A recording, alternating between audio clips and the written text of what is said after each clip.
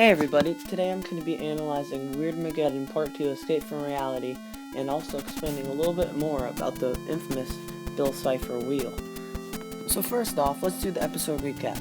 So basically in this episode, Dipper, Wendy, and Seuss have to go into Mabel's bubble and convince her to get out, but it's very difficult because Mabel can basically control and do whatever she wants, and she doesn't want summer to end and doesn't want to grow up. So Dipper has to persuade her, and eventually does. But Bill now has to decide whether to free Stanford because of their little problem from escaping into the real, or to more of the world than just Gravity Falls. And before we get into the Bill Cipher wheel part of the episode, I just wanted to say that I really enjoyed the flashbacks in this episode, especially this one of Dipper and Mabel, when Dipper shaved his hair so Mabel would have a better yearbook picture. And also the one where Mabel shared her Valentine's. I thought that was really cool, and it also shows how their relationship was before they got to Gravity Falls. Also, I just wanted to say, at the end of the episode, we see some people who have been surviving in the Mystery Shack.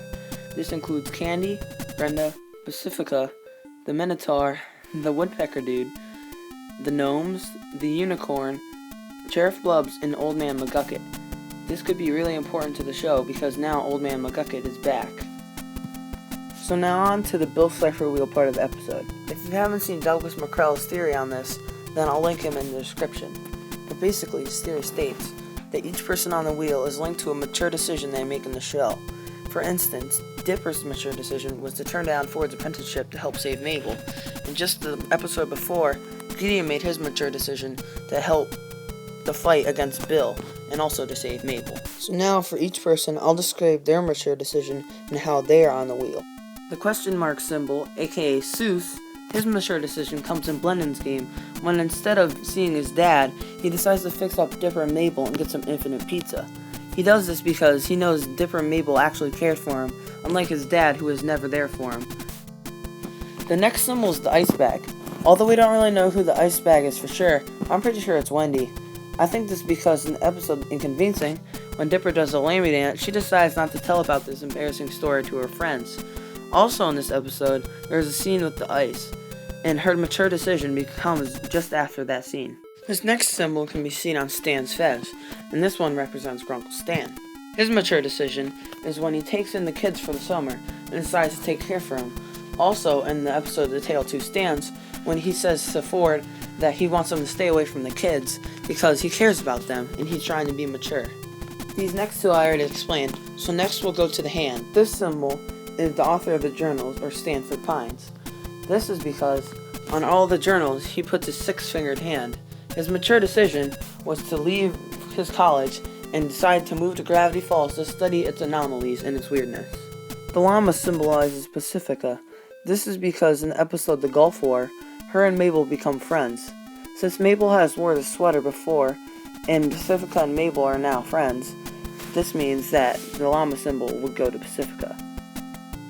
This next symbol is a shooting star, which symbolizes Mabel. Her decision is made in this episode when she has to leave her perfect dream reality to fight alongside Dipper to stop Bill Cipher. This next symbol is the heart with stitches, which is seen on Robbie's sweatshirt. Robbie's mature decision comes in the episode The Love God, when he decides to move on from the whole thing with Wendy, and decides to reunite with her and the friend group. Last but not least, we have the glasses. And since we have a symbol for already both of the stands, who could this be? Well, I think it's none other than Old Man McGucket.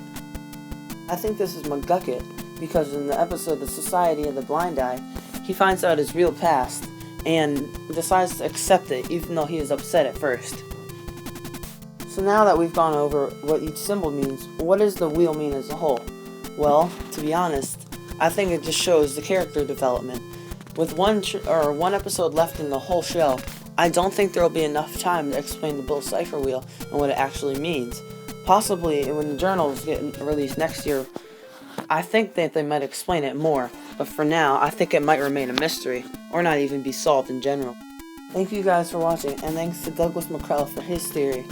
Also, don't forget to like and subscribe. See you next time.